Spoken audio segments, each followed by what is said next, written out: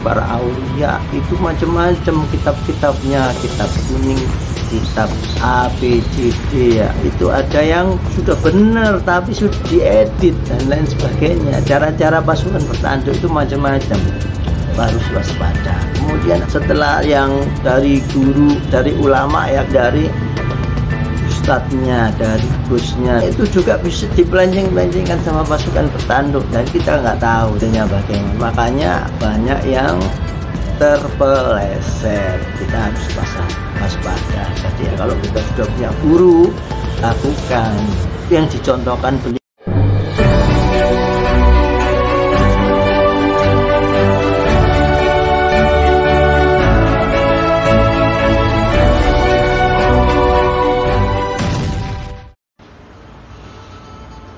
Assalamualaikum warahmatullahi wabarakatuh.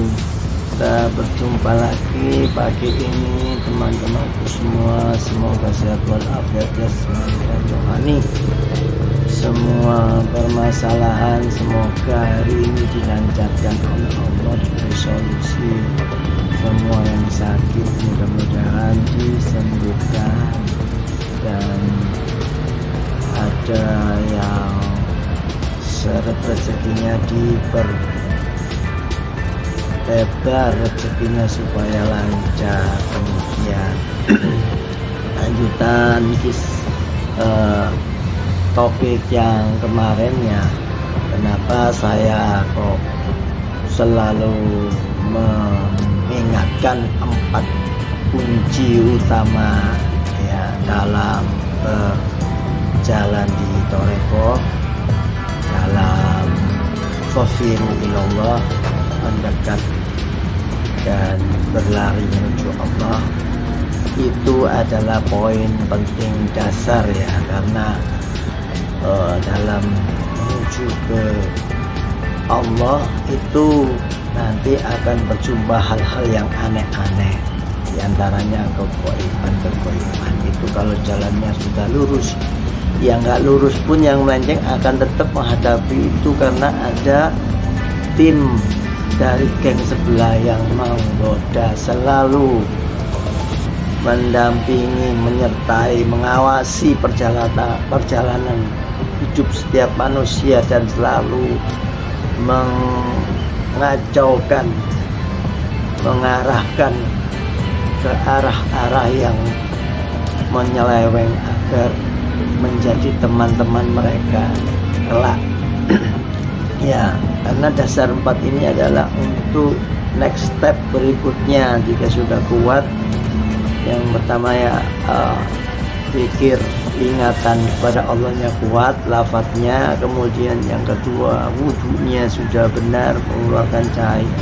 Sholatnya sudah benar, mengeluarkan cahaya. Dan selalu istiqomah mandi taubat, membersihkan diri, mujahadah dari semua kesalahan yang setiap manusia berbeda-beda di masa lalu ya. Ada yang ilmu, ada yang macam-macam, ada yang keturunan dari leluhur dan lain sebagainya. Itu semuanya kita bersihkan semua. Setelah itu baru kita semacam, kalau tahu dulu itu ya, kisahkan itu semua 4 step itu memberikan ladang kita, ladang kolbu kita. Kolbu kita itu semacam ladang, dibersihkan dari semak-semak belukar, dari bangunan-bangunan yang dulu itu reot, yang roboh, yang sudah enggak menceng-menceng gitu ya, arahnya itu dibersihkan semua. Kemudian baru setelah bersih, melewati beberapa 4 step tadi yang sempurna, baru kita akan siapkan pondasinya. Karena kalau akan membangun sebuah bangunan rohani ya, di kolbu itu kan bangunan rohani ya, kita itu harus memperkuat pondasi dulu. Setelah pondasi baru kita bangunan 1 lantai, tingkat berikutnya itu enak. Jangan sampai langsung bangun tingkat 3 bawahnya itu reot, nanti bakal ambruk. Ini pengalaman ya, pengalaman beberapa banyak itu orang-orang yang zaman dulu ya, ada yang senior itu ambruk karena apa? Kekuatan pondasi dan ladangnya itu masih belum bersih, masih ada ikatan-ikatan yang belum, atau bangunan-bangunan lah ibaratnya yang belum diratakan, sehingga untuk bangun pondasi itu nggak sempurna.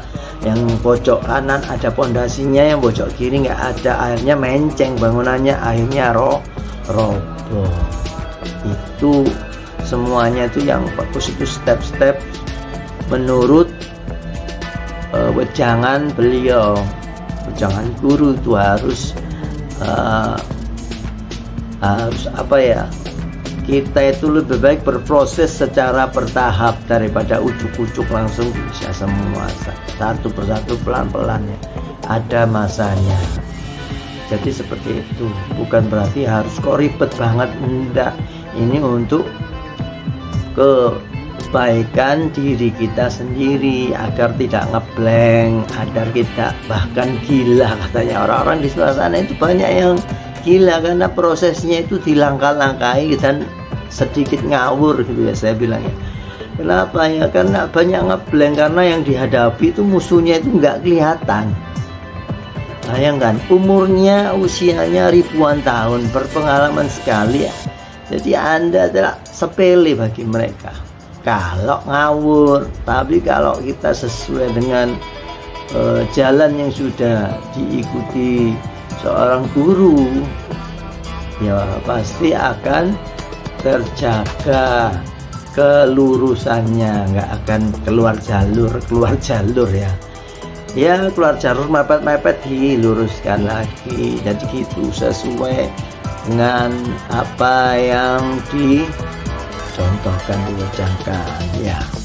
Ini ada pertanyaan ya, urusannya sama yang dicontohkannya. Ini pertanyaannya adalah, apa boleh kita berdoa ketika sujud terakhir, doa lama itu?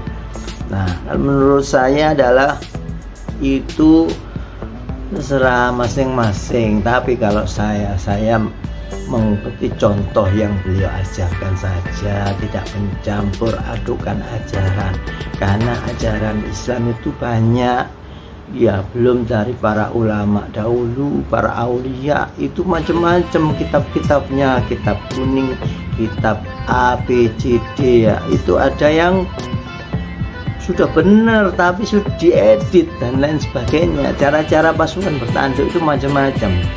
Jadi kita tetap harus waspada. Kemudian ada yang setelah yang dari guru, dari ulama ya, kemudian dari ustadznya, dari gusnya, dari kiainya, itu juga bisa dipelenceng-pelencengkan sama pasukan bertanduk, dan kita nggak tahu toh hasilnya bagaimana. Makanya banyak yang terpeleset. Kita harus tetap waspada. Jadi akhirnya kalau kita sudah punya guru, apa yang dilakukan guru yang kita lakukan, itu yang dicontohkan beliau, pasti akan disarankan seperti itu. Yang nggak dicontohkan sebaiknya tidak diikuti, karena penjelasannya itu panjang, belum tentu nanti kita bisa nerima. Sebaiknya jangan lakukanlah doa-doa yang dicontohkan beliau, yang diajarkan beliau. Jadi begitu maksudnya. Karena apa? Sholat itu kan ibadah mahdhah. Kalau kita tambah-tambahi, kurang-kurangi, itu pasti akan berpengaruh dengan kesempurnaan sholat itu sendiri. Sempurnaannya loh, belum dengan efeknya, belum dengan balasannya. Kalau merupa-rupa, aduh macam-macam ribet. Kalau menurut saya lebih baik ya yang disyariatkan saja, tidak perlu ditambah. Untuk berdoa di dalam sujud terakhir, menurut saya itu ya berdoa ada waktunya sendiri, jangan di dalam ibadah sholat gitu. Jangan mencoba, walaupun sholat itu sejatinya semuanya itu doa, tapi kan yang ada yang dianjurkan, menurut Ustadz ini begitu, menurut Ustadz ini begitu, dan macam-macam. Akhirnya nanti Anda kebingungan sendiri. Ya akhirnya sesuai yang dicontohkan beliau saja. Kalau beliau tidak melakukan berarti jangan, berarti itu ribet urusannya, maksudnya gitu ya. Demikian, mudah-mudahan teman-teman itu semua itu, ini masih dalam topik persiapan bekal menuju alam kematian. Jadi itu semuanya berhubungan, karena nanti itu kita itu baru tahu ketika mati, semua hijab-hijab dibuka oleh Allah, hijab, sehingga tak tahu yang benar yang salah itu. Kalau sekarang masih belum tahu, pembuktiannya itu hanya tidak bisa dibuktikan secara logika, hanya secara iman saja. Kalau Anda beriman pasti yakin, walaupun step-step yakin ya, ada ilmu yakin, ainul yakin, hakul yakin, itu ada step-stepnya, itu hanya berproses saja. Demikian, mudah-mudahan paham teman-temanku. Sekian, wabillahi taufiq wal hidayah. Wassalamualaikum warahmatullahi wabarakatuh.